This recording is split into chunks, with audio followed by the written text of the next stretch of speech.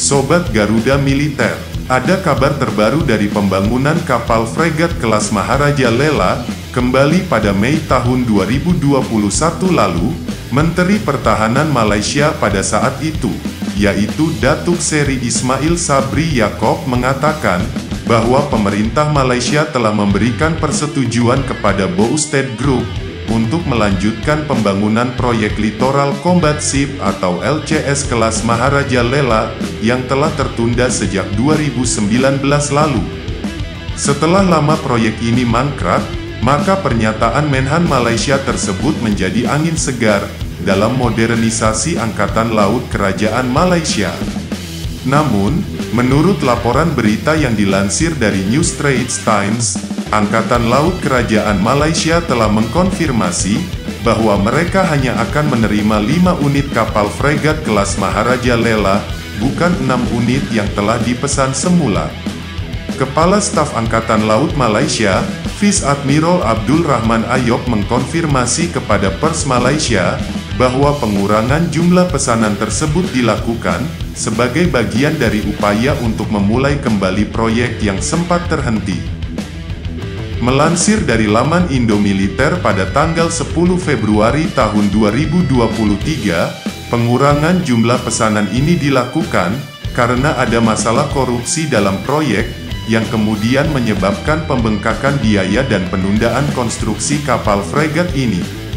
Pengurangan jumlah pembangunan kapal fregat kelas Maharaja Lela ini akan memungkinkan proyek dilaksanakan sesuai dengan anggaran yang sudah direvisi.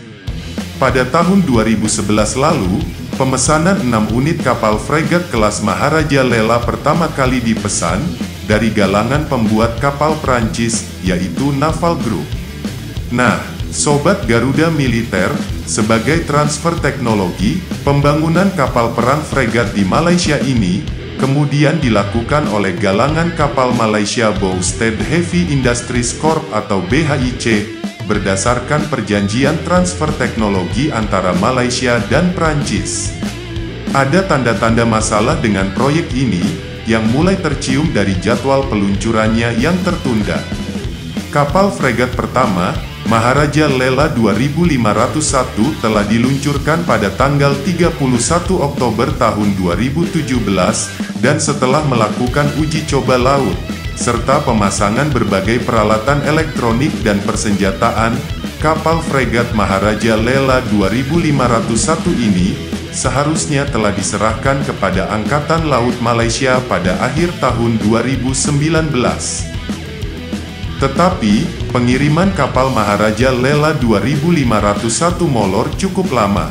Konon kapal fregat ini akan dikirimkan ke penggunanya paling cepat tahun 2021.